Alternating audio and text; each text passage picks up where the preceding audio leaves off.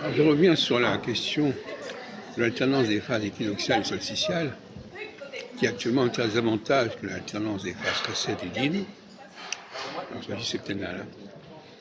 On constate que pendant ces périodes équinoxiales, qui durent chacune 7 ans, en alternance avec les périodes solsticiales de même durée, il y a une sorte de dépassement des bornes, dépassement des limites, qui permet d'aller au-delà des clivages traditionnels et de nouer des relations et des dynamiques nouvelles qui vont déborder sur les dynamiques traditionnelles.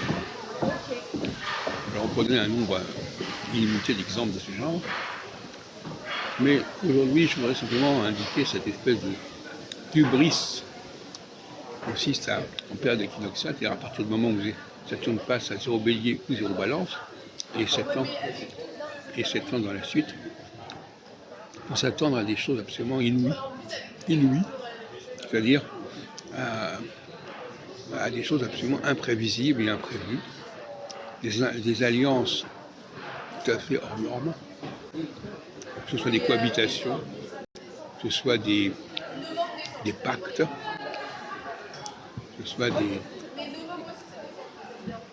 coalitions plus ou moins évidentes.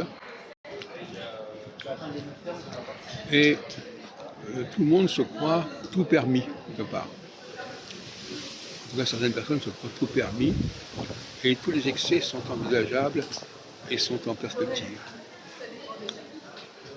Alors, André Barbeau, dans ses travaux de la Société mondiale, a complètement échoué, puisqu'il avait annoncé 2026 pour une année particulièrement calme, particulièrement harmonieuse, en raison de sa courbe d'indice cyclique qui montait. Et là, c'est la défaillance et la défaite de son système. Et je crois que c'était absolument irrémédiable cette fois-ci. Donc nous avons la preuve que ce système qui ne tenait pas debout de toute façon, qui était une sorte de bricolage où on rajoutait Uranus et Neptune et Pluton à Mars et Jupiter, où l'on ne tenait pas compte des positions zodiacales, et donc ne tenait pas compte des cycles de saison. Comme j'ai écrit dans une autre vidéo, Barbeau a sabordé l'astrologie, plus ou moins délibérément.